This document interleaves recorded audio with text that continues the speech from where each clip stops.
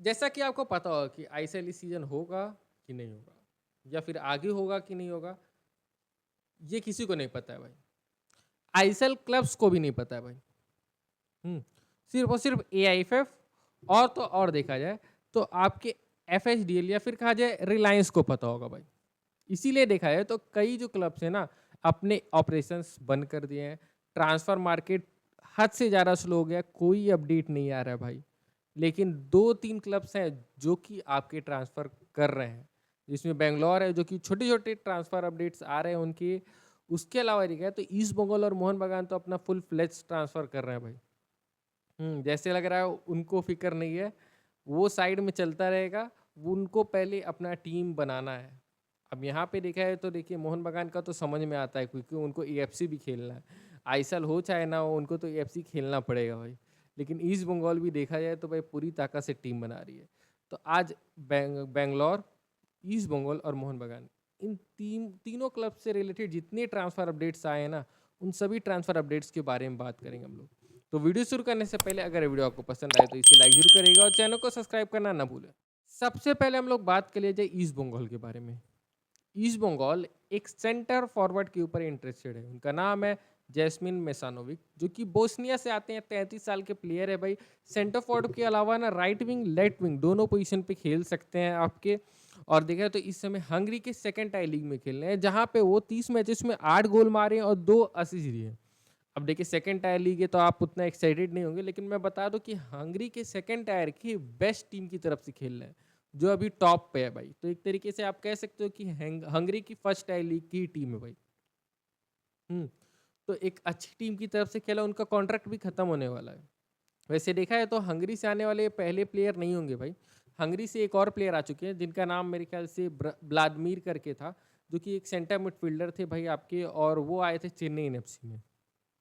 मेरे ख्याल से थॉमस बेडोविच ऐसे कुछ करके कोई, बेंडोविच, हाँ बेंडोविच एक कोच आए थे चेन्नई एफसी में, जो 3-5-2 फॉर्मेशन खिलाते थे।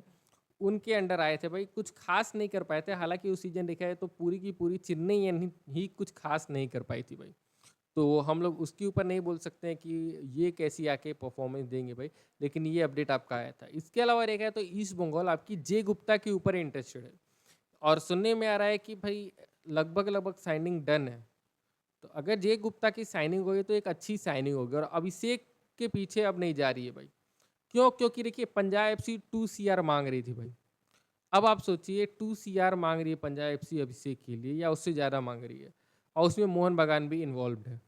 तो आप जानते हो कि जब ये बिडिंग वॉर चालू होता होगा, अगर ये आपका एमआरए का प्रॉब्लम नहीं होता तो चल रहा होता, तो ये 2 CR कब 3 से 3.5 पहुंच जाएगा पता नहीं चलेगा भाई। पता नहीं चलेगा। तो एक अच्छा काम कर रही है ईस्ट बंगाल, जो कि वो जे गुप्ता पे चली गई है। अब जे गुप्ता को अगर वो साइन कर लेंगे तो उनका लेफ्ट बैक सॉर्ट आउट हो जाएगा। राइट बैक पे भी देखा है तो एक प्लेयर के ऊपर इंटरेस्टेड है, वो वाजुडीका के ऊपर इंटरेस्टेड है। मोहम्मदान एसी के प्लेयर है भाई आपके। भले उनका मोहम्मदान एसी के साथ कॉन्ट्रैक्ट दिखा है तो 2026 तक है, लेकिन जैसा सिचुएशन बना हुआ है, मुझे बहुत ही मुश्किल लगता है कि वो कंटिन्यू करेंगे मोहम्मदान में। एक राइट बैक के अच्छे प्लेयर हैं, थोड़ा सा फिटनेस कंसर्न है, नहीं तो अच्छे प्लेयर भाई। तो अगर इन दोनों की साइनिंग कंप्लीट कर लीजिएगा तो भाई अभिषेक की साइनिंग से कम पैसे में आप अपना दोनों full back position sort out कर लीजिएगा, जो कि बहुत ही अच्छी स्ट्रेटेजी है भाई। कहना पड़ेगा ईस्ट बंगाल इस सीजन कुछ अच्छी साइनिंग की है, अच्छी स्ट्रेटेजी के तहत। इसके अलावा देखा है तो दो ऐसे प्लेयर है जिनके ऊपर इंटरेस्टेड है भाई आपकी ईस्ट बंगाल, और पता नहीं क्यों। एक प्लेयर है आपके विंसी बरेटो। अब उनके ऊपर रूमर आ रहा है कि इंटरेस्टेड है, और मुझे पता नहीं है क्यों, क्योंकि ये आपके left wing right wing position पे खेलते हैं।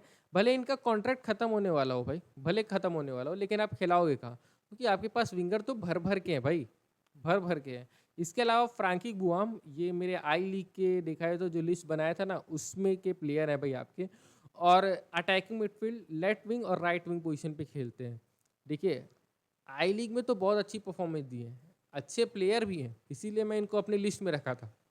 लेकिन बात यही है, क्या ये अटैकिंग मिडफील्ड पोजीशन पे खेलेंगे? नहीं, खेलेंगे विंग पे, और विंग पे आपके पास प्लेयर्स बहुत अच्छे खासे हैं। अगर देखा है तो शिलोंग लोजोंग के लिए इस सीजन 23 मैचेस में 6 गोल मारे और 2 असिस्ट दिए, 8 गोल कंट्रीब्यूशन है भाई, 8 गोल कंट्रीब्यूशन। तो फॉर्म तो शानदार है, और पिछले 2 सीजन से सेम परफॉर्मेंस चल रही है भाई इनकी, डिप नहीं हुई है। तो बहुत ही अच्छे प्लेयर है। तो देखते हैं ईस्ट बंगाल में कौन-कौन से प्लेयर आते हैं और इस सीज़न ईस्ट बंगाल कैसी टीम बनाती है।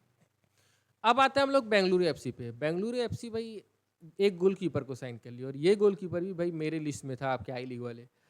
वो है आपके जसप्रीत सिंह। आपकी ये जो सीज़न बीता है ना, उस सीज़न के गोल्डन ग्लव अवार्ड जीतने वाले प्लेयर।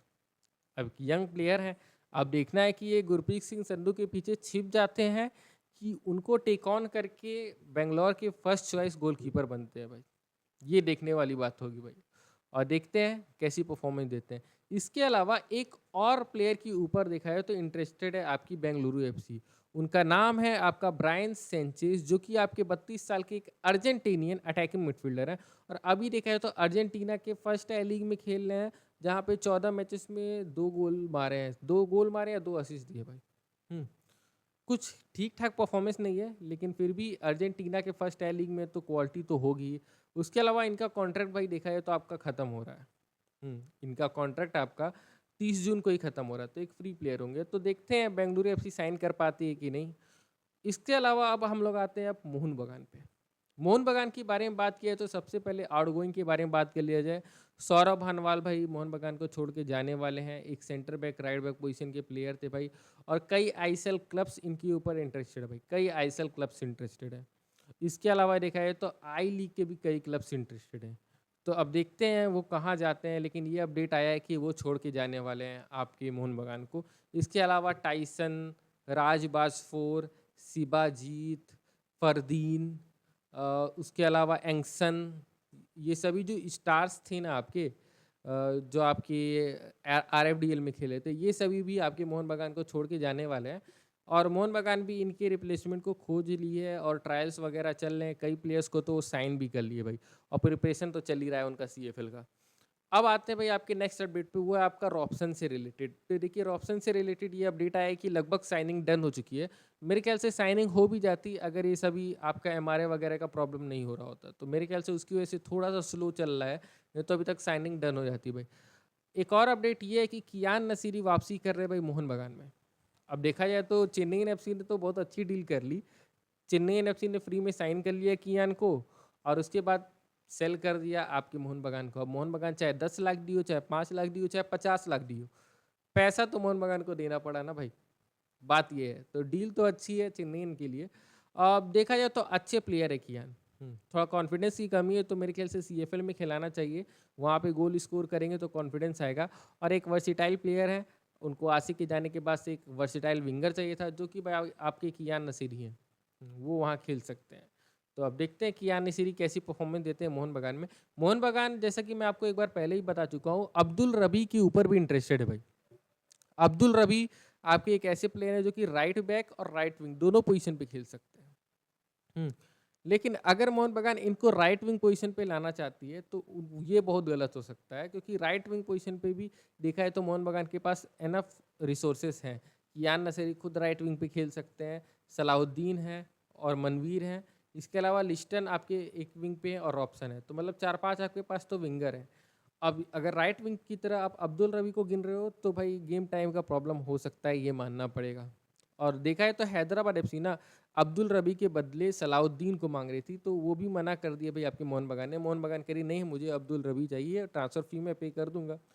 अब अब्दुल रबी का एक और चीज़ है कि वो राइट बैक पे भी खेल सकते हैं, तो अगर आप राइट बैक की तरह उनको चाहते हो लाना तो बहुत ही अच्छे ऑप्शन हो सकते हैं आशीष राय के।